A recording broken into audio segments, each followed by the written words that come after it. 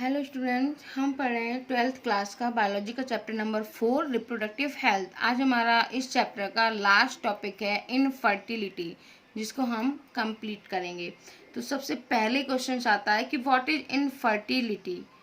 It couples are unable to produce children in spite or unprotective sexual cohabitation up to 1 year. This is called infertility.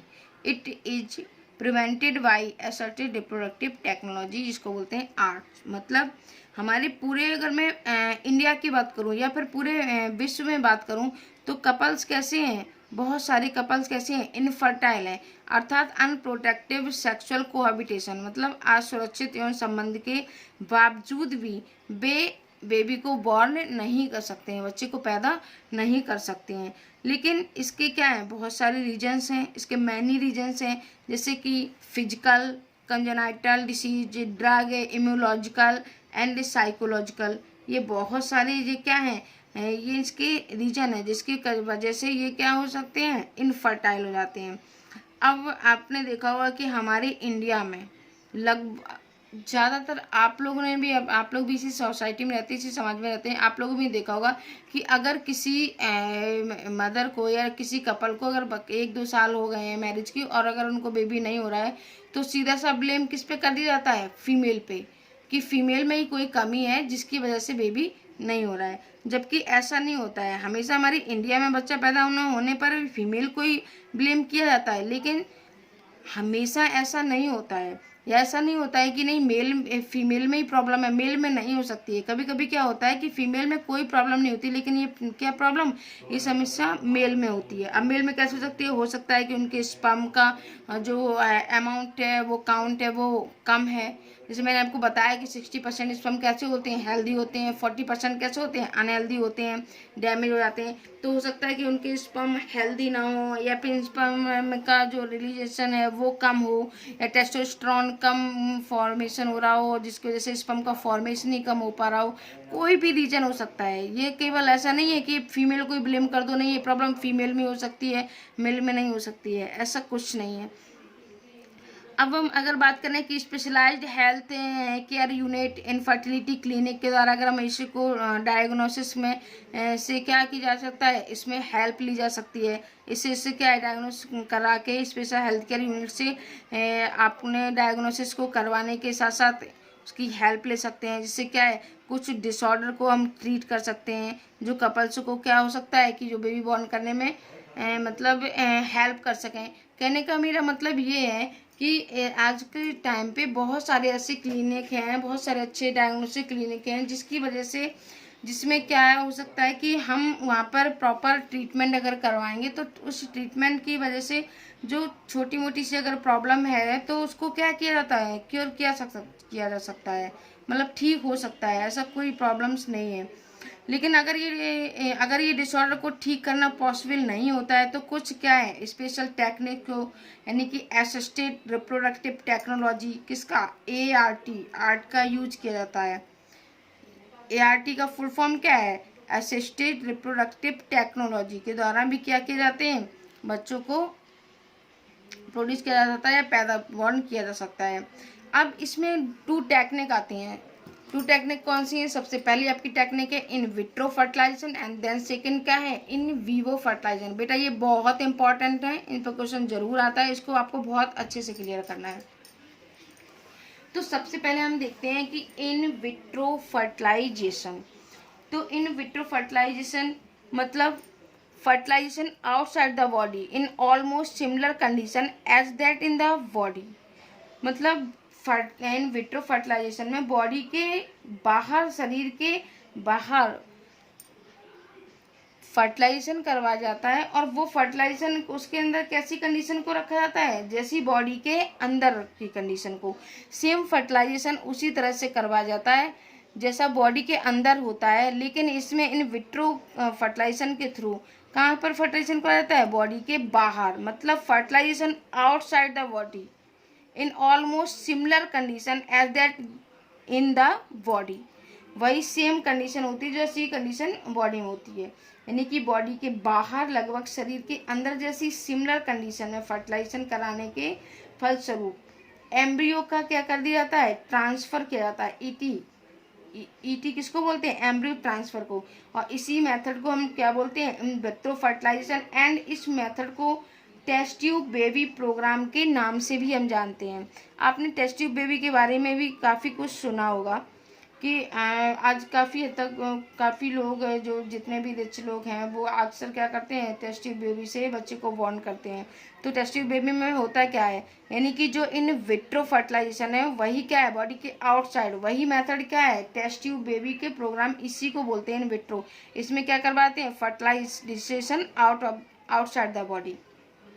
अब इसमें करते हैं क्या कि after the fusion of gamete, जैसे ही gamete में fusion होता है, जायगोट इज फॉर्म, जायगोट बन जाता है, which release is 32 cell stage within 24 our.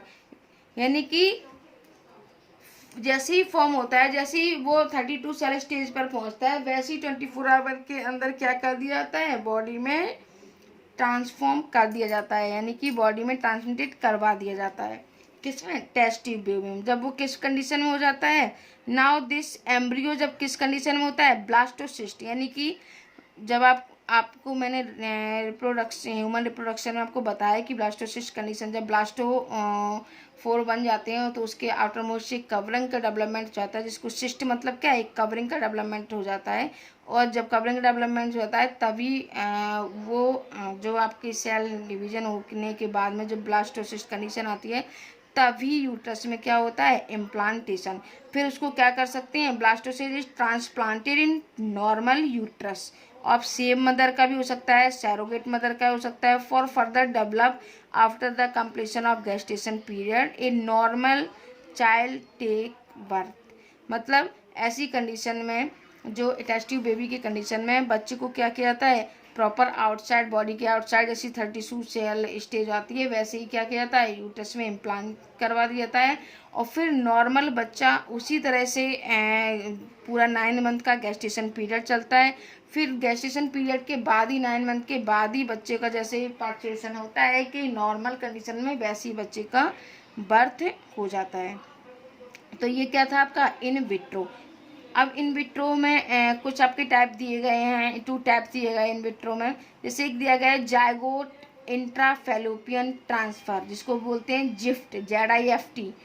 क्या बोलते हैं, फर्स्ट क्या है आपका, जायगोट इंट्राफेलोपियन ट्रांसफर। अब इसमें क्या होता है, जायगोट और early embryo with up 8 blastocyst, कितने, 8 blastocyst could then be transferred into the fallopian tube of surrogate या same mother. This is called GIFT। इसमें क्या किया जाता है कि जो आपका जायगोट है, जायगोट को अर्ली एम्ब्रियो, जायगोट को या फिर अर्ली एम्ब्रियो कौन सा होगा, जो इसमें 8 ब्लास्टोमियर तक, उसको क्या किया जाता है कि फैलोपियन ट्यूब में ट्रांसफर कर देते हैं। तो ये तो आपका क्या था, जिफ्ट में क्या किया जाता है, जायगोट को ट्रांसफर किया जाता है। दूसरा आपका एक दिया गया है कि इंट्रायूट्राइन ट्रांसफर, यानी कि IUT। ये सारी टर्म अच्छे से सुनना आप लोग, काफ़ी इंपॉर्टेंट है ये, कि intrauterine transfer IUT, it more than 8 blastomeres commonly, यानी कि 32 cell stage transfer into uterus, this is called IUT। मतलब जब 8 से अधिक ब्लास्टोमियर वाले एम्ब्रियो को यूट्रस में ट्रांसफर कराया जाता है तो इस कंडीशन को क्या बोलते हैं, IUT, इंट्रायूट्राइन ट्रांसफर कहलाता है। यानी कि आपको जिफ्ट में क्या होता है, जायगोट को, यानी कि या तो अर्ली एम्ब्रियो को फैलोपियन ट्यूब में ट्रांसफर करते हैं, और IUT में क्या करते हैं, 8 से अधिक जो ब्लास्टोमियर वाले एम्ब्रियो को यूट्रस में क्या करवा देते हैं, ट्रांसफर करवा देते हैं। आई थिंक आपको क्लियर हुआ होगा।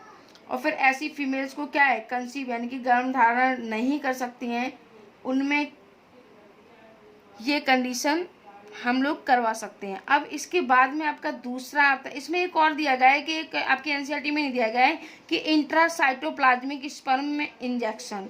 अब ये क्या होता है, इंट्रासाइटोप्लाज्मिक, बेटा मैं बार बार इसको रिपीट कर रही हूँ क्योंकि ये टर्म ना बहुत ही इंपॉर्टेंट है। Intracytoplasmic sperm injection, ICSI, it is an another specialized procedure to form an embryo in the laboratory। in which a sperm is directly injected into the cytoplasm of ovum। इसमें क्या किया जाता है कि special type का ये भी एक प्रोसीजर है। इसमें क्या किया जाता है कि जो एम्ब्रियो है, एम्ब्रियो को इन द लेबोरेटरी में इन विच स्पर्म को क्या कर दिया जाता है कि डायरेक्टली, जैसे आपका ये स्पर्म है, ये स्पर्म है और ये ओवम है, तो क्या किया जाता है कि स्पर्म को डायरेक्ट ही ओवम के साइटोप्लाज्म से क्या कर दिया जाता है, इंटरेक्ट करवा दिया जाता है डायरेक्टली। जब ये डायरेक्टली होता है तो इसी प्रोसेस को क्या के बोलते हैं, intracytoplasmic sperm injection. I hope clear. इसके बाद आपका सेकंड आता है इन विवो फर्टिलाइजेशन। तो in vivo fertilization, it fertilization occur inside the body of female either natural और artificial, this is called in vivo fertilization. बेटा आपको अच्छे से क्लियर होना चाहिए दोनों में डिफरेंस की, what is in vitro fertilisation and that what is in vivo fertilization. तो इन विट्रो फर्टिलाइजेशन क्या था, fertilization outside the body. In vivo fertilization, fertilization occur inside the body of female, यानी कि फीमेल बॉडी के अंदर ही fertilisation हो रहा है, आइदर नेचुरल और artificial, this is called in vivo fertilization. ऐसी फीमेल जो मतलब कंसीव नहीं कर सकती है बेबी को, उनमें क्या किया जाता है, इन विवो फर्टिलाइजेशन द्वारा एम्ब्रियो को भी ट्रांसफर किया जा सकता है। लेकिन इसमें क्या किया जाता है कि फीमेल के अंदर गैमीट के फ्यूजन को क्या बोलते हैं, इन विवो फर्टिलाइजेशन। फीमेल के अंदर ही गैमीट का फ्यूजन करवाया जाता है, ना कि बाहर। इसको क्या बोलते हैं, इन विवो फर्टिलाइजेशन बोलते हैं। अब इन विवो फर्टिलाइजेशन में भी आपके 2 टाइप आते हैं। सबसे पहला आता है गैमीट इंट्राफैलोपियन ट्रांसफर, यानी कि गिफ्ट। पहला क्या था, जिफ्ट, दूसरा क्या है, गिफ्ट। गैमीट इंट्राफैलोपियन ट्रांसफर, जिफ्ट किस में आता था, इन विट्रो में, गिफ्ट किस में आ रहा है, इन विवो में।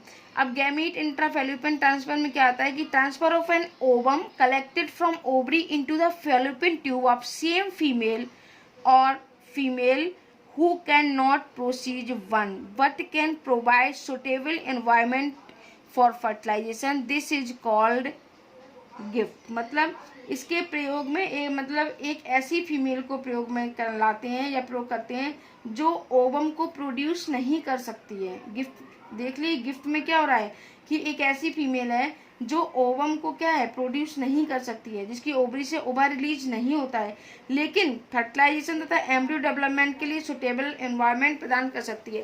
केवल वो उसकी ओवरी से ओवा तो रिलीज नहीं हो सकते हैं, लेकिन उसका जो यूट्रस है वो इस कंडीशन में है कि वो अगर फर्टिलाइजेशन, अगर उसके यूट्रस में इम्प्लांटेशन करवाया जाएगा तो वो बेबी को एक ऐसा सुटेबल एनवायरनमेंट दे सकती है ताकि बेबी का डेवलपमेंट हो सकता है। तो ये कंडीशन कौन सी थी, गिफ्ट। अच्छे से याद रखना, GIFT, गैमीट इंट्राफैलोपियन ट्रांसफर। गिफ्ट में क्या किया जाता है कि गिफ्ट में डोनर फीमेल से ओवम को निकालकर एक इच्छुक फीमेल की फैलोपियन ट्यूब में क्या कर दिया जाता है, ट्रांसफर कर दिया जाता है। किसके थ्रू, गैमीट इंट्राफैलोपियन ट्रांसफर के थ्रू। इसके बाद इसमें दूसरा आपका आता है, एक होता है बेटा इंट्रासाइटोप्लाज्मिक स्पर्म इंजेक्शन, ICSI। क्या, ICSI, जो मैंने आपको बता दिया है कि इंट्रा में इसमें क्या होता है कि लैब में एम्ब्रियो बनाने का ये भी एक क्या स्पेशल प्रोसीजर है, जिसमें स्पर्म को क्या कर दिया जाता है, डायरेक्टली ओवम से इंजेक्ट करा दिया जाता है। अब आपका आता है आर्टिफिशियल इंसेमिनेशन।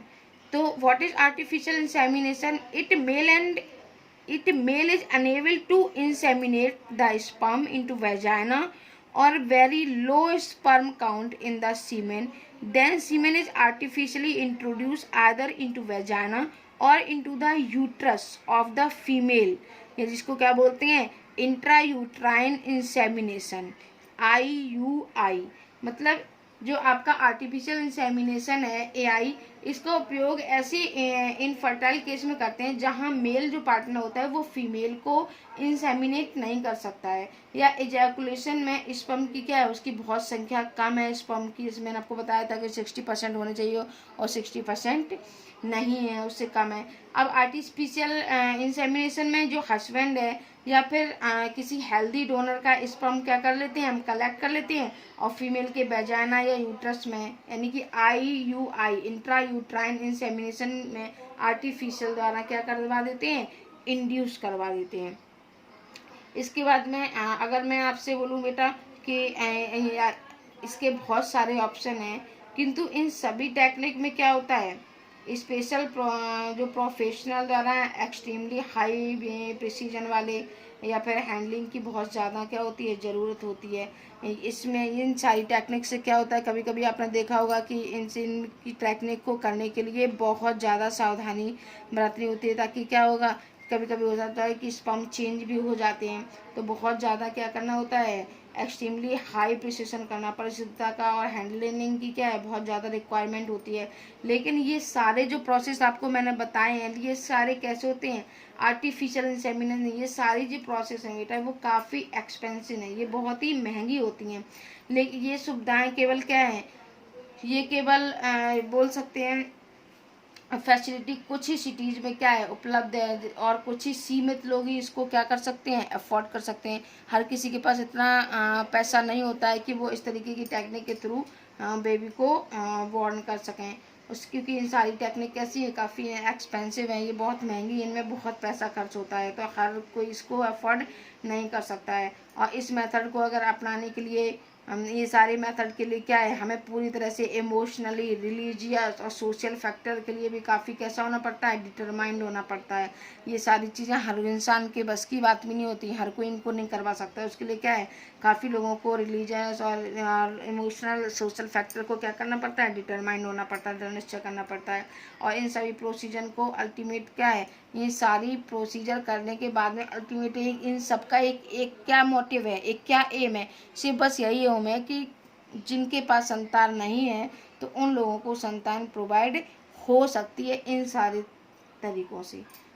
ठीक है, अगर आपने देखा होगा कि अक्सर कुछ लोग तो ऐसे, मैंने फिर से आपसे बताया कि क्या ये सारी चीज़ों करने के लिए कैसे इमोशनल, रिलीजियस, सोशल फैक्टर को क्या करना पड़ता है, डिटरमाइन करना पड़ता है। अब हमारे इंडिया में बहुत सारे ऐसे ऑर्फन या फिर डेस्टिट्यूट बच्चे हैं, मतलब अनाथ और दीनहीन बहुत सारे ऐसे बच्चे हैं, यद्यपि जिनकी क्या है, अगर केयर नहीं की तो वो क्या है, जीवित नहीं रहेंगे। आपने देखा होगा अनाथालय में कितने सारे बच्चे रहते हैं, अगर उनकी केयर नहीं की जाएगी प्रॉपर तो वो जीवित भी नहीं रहते हैं। लेकिन अगर हमारे देश का एक क्या है, इसीलिए हमारे इंडिया में, हमारे भारत में, हमारे देश में एक कानून बनाया गया है जो कि क्या है, लीगल एडॉप्ट का कानून बनाया गया है कि जो अनाथालय में बच्चे हैं, जिसके पास बच्चे नहीं है, वो बच्चों को क्या कर सकते हैं, लीगल एडॉप्ट कर सकते हैं, बच्चों को गोद ले सकते हैं। और उन्हें गोद लेने की हमारी गवर्नमेंट ने क्या की है, परमिशन भी दी है। क्यों, क्योंकि बहुत सारे ऐसे ऑर्फन या डेस्टिट्यूट बच्चे हैं जिनको क्या है, अगर खाना पानी नहीं मिलेगा तो वो जीवित नहीं रहेंगे, तो इसलिए क्या है, उनको गवर्नमेंट ने एक लीगली कानून बना दिया है कि लीगल परमिशन दे दी है कि कोई भी बच्चे को लीगली एडॉप्ट कर सकता है। और जो कपल बच्चे के इच्छुक होते हैं वो क्या करते हैं, जिनके पास मान लो बेबी की कोई भी चांसेस नहीं है, तो वो क्या कर लेते हैं, पेरेंटहुड यानी कि संतान प्राप्ति के लिए क्या करते हैं, एक उनका ये एक बेस्ट मेथड है, जिससे इन सारे मेथड से क्या हो सकते हैं कि उनको बेबी मिल सकता है। आई होप आपको ये infertility in vitro in vivo बहुत ही इंपॉर्टेंट है। आई होप आपको ये सारे टॉपिक क्लियर हुए होंगे। अब आपको मैं फिर से एक बार वैसे मैं हॉलीडे होमवर्क आज आपको डाल दूंगी। आज आपका ये लास्ट चैप्टर है, यहाँ तक आपका कंप्लीट हो गया सिलेबस, 4 चैप्टर कंप्लीट हो गए, 1 यूनिट आपकी कंप्लीट हो गई। अब आपको करना क्या है, इन 4 चैप्टर के पीछे के सारे क्वेश्चन आंसर सॉल्व करके कॉपी पर राइट करने हैं। राइट करने के बाद उनको लर्न भी करना है, लर्न करके भी राइट करके देखते रहेंगे आप लोग, ताकि आपको पता होना चाहिए कि क्वेश्चन का आंसर आप ठीक से दे पा रहे हैं, ठीक से राइट कर पा रहे हैं। क्योंकि एग्जाम में आपकी सबसे बड़ी प्रॉब्लम यही होती है कि आप आंसर को राइट नहीं कर पाते हैं।